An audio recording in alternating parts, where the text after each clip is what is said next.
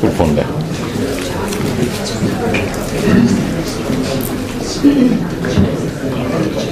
Only a smartphone.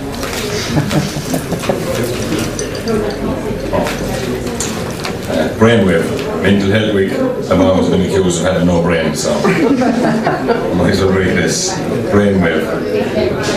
I've heard that we only really use 10% of our brain, and that the other 90% will only be a drain. I know what's in my 10% is liable to confuse.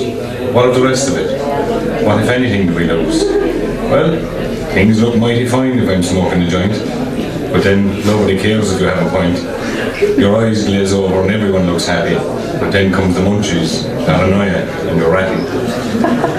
Heaven forbid you might take to the drink and get troublesome and put yourself on the brink. Everyone will avoid you because on them you will drown, and soon you'll find you're left on your own. All these things reside in the last part of the brain. When you're sober and not high, there's nothing to drain. But I like the part of my brain I don't choose, because here is where I can come and go if I choose. Safe in the comfort that no one can hear. This is a no man's land, and this man has no fear. Using the 10% of what goes on in my head, I'm glad the rest is defunct, almost dead. As the bit I use gets me into so much bother and strife. If I had another 90%, sure I couldn't cope with my life. So I think I'd stick with the 10% of a working brain, and just visit the other 90% now and again. So if you see me sat here with a vacant look on my face, don't worry, I'm visiting the non-working place, where I can relax and the whole world is fine, where nobody whinges, moans, complains, or whines. Uncharted ground is what I've heard it said. Is that what goes on inside a person's head? If you choose to remain in a non-working place and go through life with a vacant look on your face, the rest of us have 10% of our brain that is being used, and all those using 90% to the world just seem confused. Yet they are the ones who are having the best out of life, coping with everything unfettered by bother and strife. Happy are those who use most of their brain, for them nothing is ever going to be the same.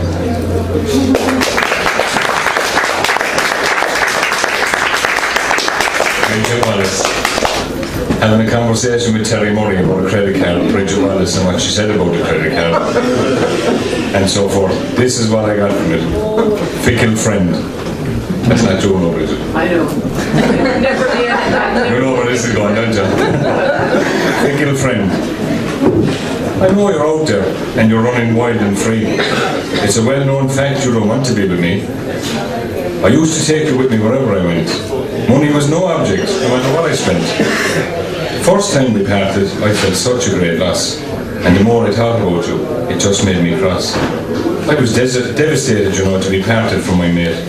All the times we had, no worries, 'twas great. Shopping trips, holidays, the odd bottle of wine. We were inseparable, and I thought we were fine. But I felt such a fool when I couldn't recall where you were, what mischief you would befall. When you went that first time, I tried to say I was sorry, but then I got you back. Lord, I was worried. We were friends again, and I loved your ways, and we went off on our travels for days and days. I know I used to take you for granted now and then, but I so loved having you with me again and again. You were like a drug that kept me alive and well. I kept your secrets. You knew I'd never tell. Yet you seemed determined to get away from me and hide in places where I just couldn't see. You must have known how worried I'd become. Your efforts to escape me made you turn and run. And still I cared about your good health. It never mattered if you didn't have much wealth. I recall the last time we had a ball, and then you were savage by that hole in the wall. I tried to save you. I even let out a scream, but you were swallowed by that goddamn machine. Dear friends we were, have become so very hard. I've put you through so much, dear credit card. Nothing I will ever hold so close and so dear.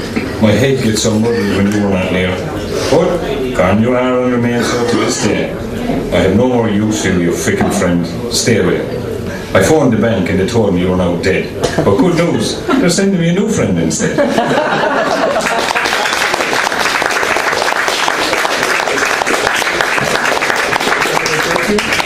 Thank you.